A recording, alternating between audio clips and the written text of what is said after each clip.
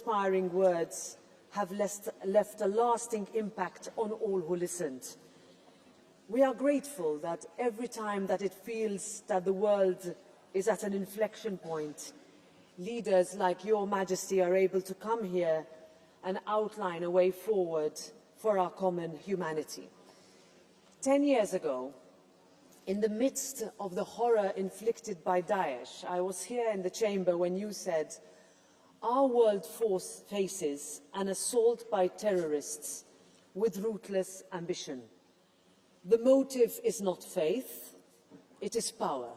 Power pursued by ripping countries and communities apart in sectarian conflicts and inflicting suffering across the world." Your words echoed through this House and beyond, and the urgency of our shared responsibility against the threat of extremism has only since grown.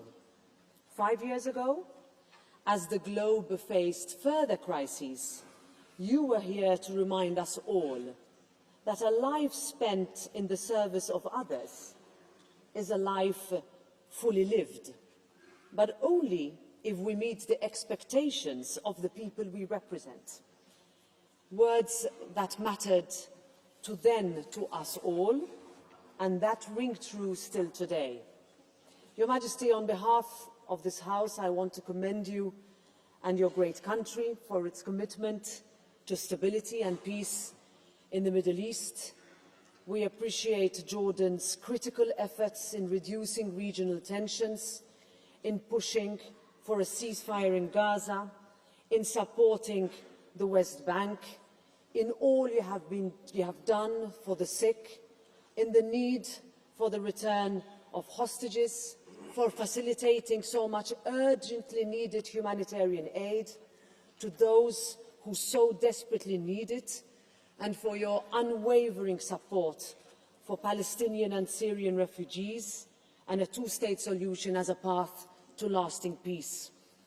The G7 has reiterated this week that Iran should not have a nuclear bomb, and with what we have witnessed between Israel and Iran in recent days and its potential spillover effects, Jordan's role has become even more vital. The challenges call for stronger ties and a renewed relationship between Europe and the Middle East as we push for broad de-escalation. So, Your Majesty, Jordan is not only a great friend to this Parliament, but an important partner for the European Union. We welcome the EU-Jordan Comprehensive and Strategic Partnership that was signed earlier this year. It represents an important political milestone in our bilateral relations and reflects our shared commitment towards regional stability and economic cooperation. In this Parliament, we look forward to further building on it, on values, on market access, on trade. Because while our people may come from different countries, as you see before you, they may carry different histories and hold different perspectives, ultimately they all want the same things. They want peace, they want to feel safe, they want a fair chance to succeed. The same aspirations that our partnership aims to secure. So, Your Majesty, it is my true pleasure, great pleasure, to inform you that the floor is now yours. Thank you.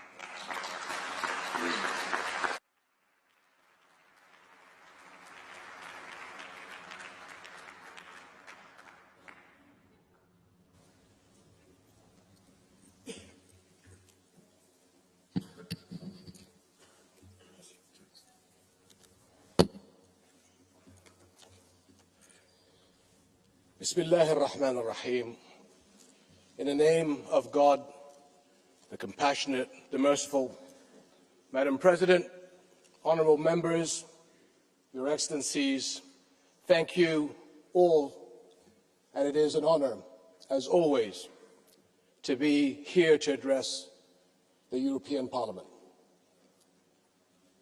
My friends, 5 years ago, I stood at this podium and spoke of the urgent need to find political solutions to conflicts, to restore confidence in global justice, and help people, especially young people, find hope and opportunity. Since then, multiple political, technological, and economic upheavals have tested our international community.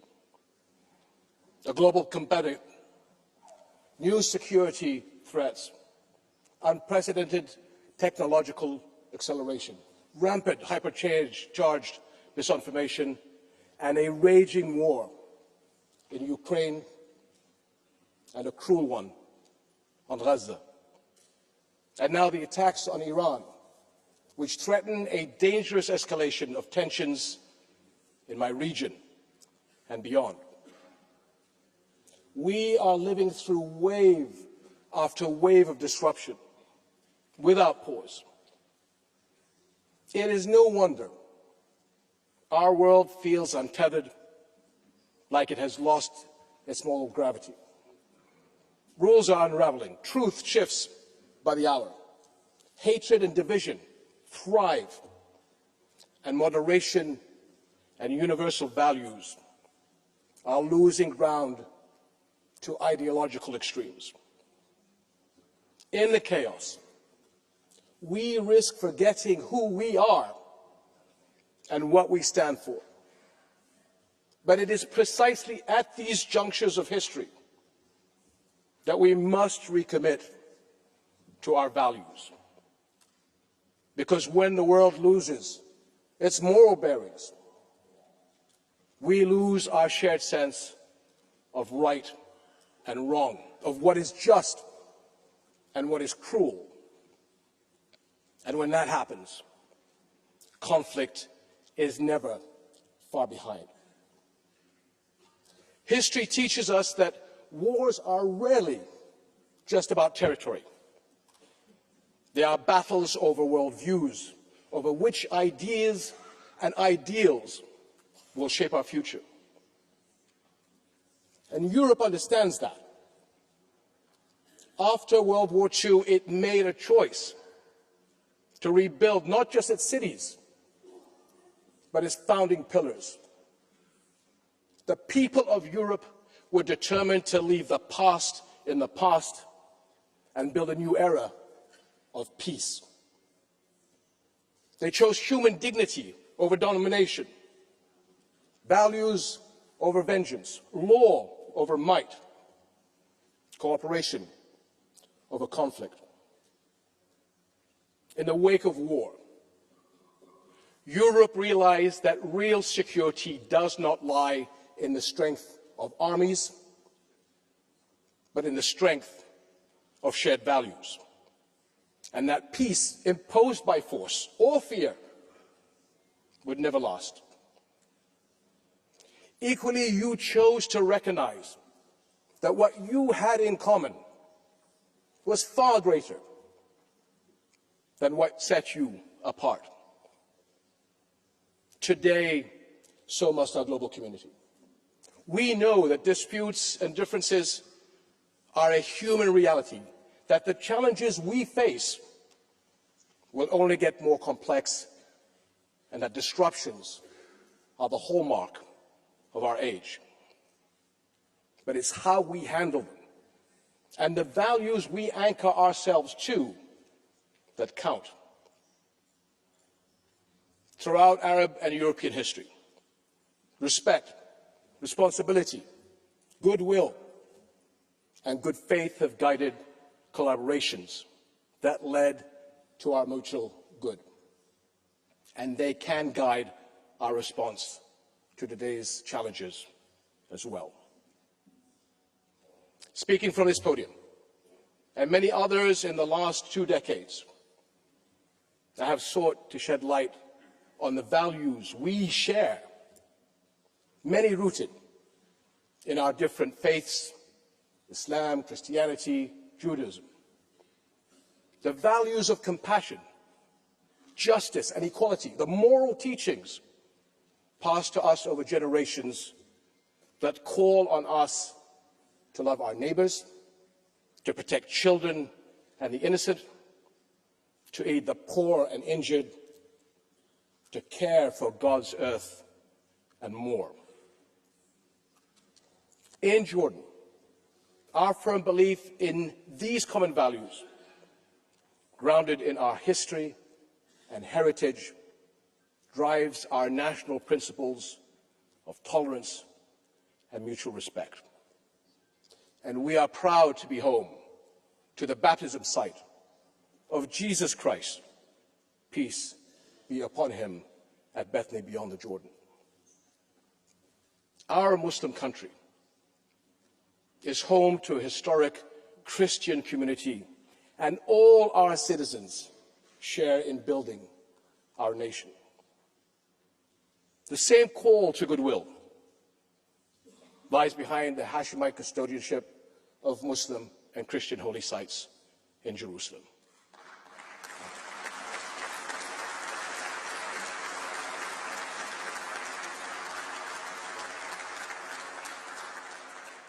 Whose historical and multi-religious identity we have vowed to protect from attack. Indeed, our commitment echoes a promise to the people of Jerusalem made many centuries ago. The Pact of Omar ordered Muslims to respect and protect the city's churches and not harm a priest, nor kill a child, woman, or elder. And 1,000 years later, the Geneva Conventions made these tenets universal. Recent events have called them into question. But we must ensure that these values and principles stand the tests of time and turmoil.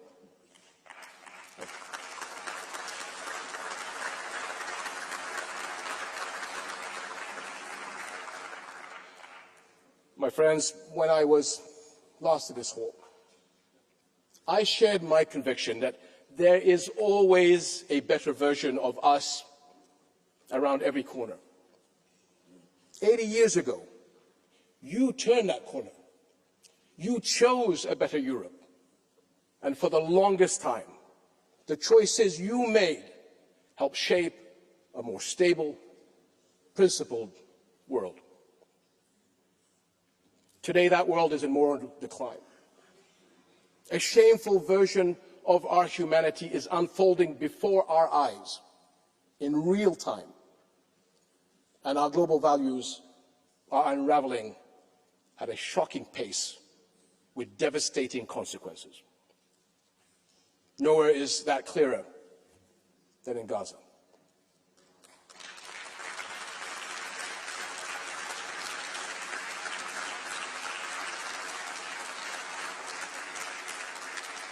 A place where the world has stood at countless corners, each an opportunity to become something better. And time after time, it failed to do so. Think back to 2023, the first Israeli attacks and raids on a hospital in Gaza. This sparked global shock and outrage.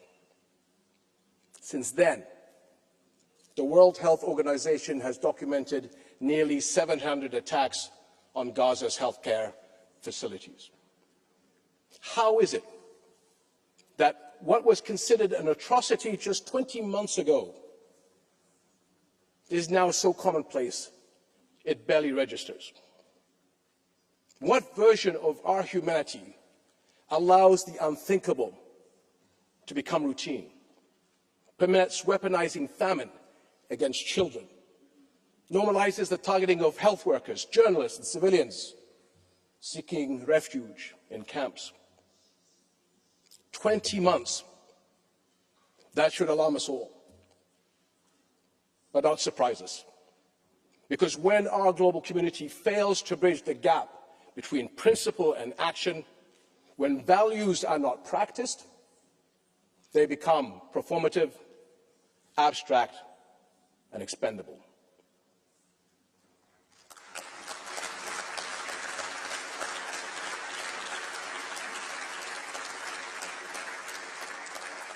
We are at another defining crossroad in our history, one that demands a choice: power or principle, the rule of law or the rule of force, decline or renewal, because that is what's at stake for everyone. This is not just about Gaza, and it is not just another political moment. It is a struggle over who we are as a global community and who we will become. This year is likely to be a time of pivotal decisions for our entire world. Europe's leadership will be vital in choosing the right course, and you can count on Jordan as your staunch partner.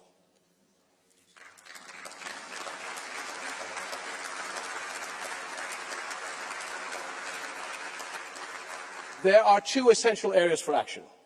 First is supporting development, because a thriving Middle East creates opportunities that benefits us all. But as we have seen time and again, that reality cuts both ways. When hope is diminished, the consequences ripple across borders. Second is strong, coordinated action to ensure global security. Our mutual security won't be assured until our global community acts not only to end the 3-year war in Ukraine, but also the world's longest and most destructive flashpoint, the 8-decade-long Palestinian-Israeli conflict.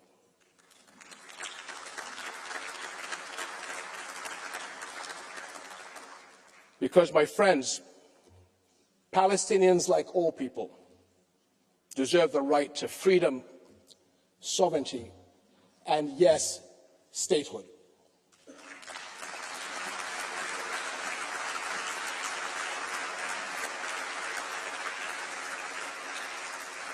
What is happening in Gaza today defies international law, moral standards, and our common values.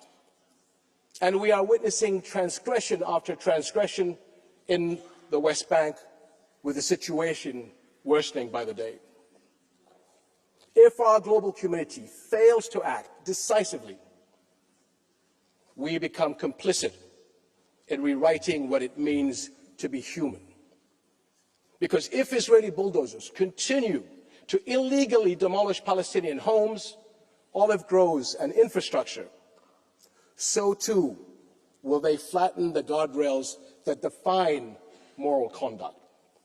And now, with Israel's expansion of its offensive to include Iran, there is no telling where the boundaries of this battleground will end. And that, my friends, is a threat to people everywhere.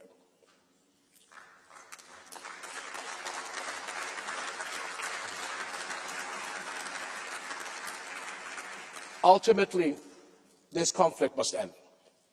And the only viable solution is one grounded in a just peace, international law, and mutual recognition. And my friends, the path to our better selves cannot be paved by technological advancements, scientific breakthroughs, or political triumphs alone. It is forged by the choices we make each day as individuals and as leaders. The path to peace has been walked before.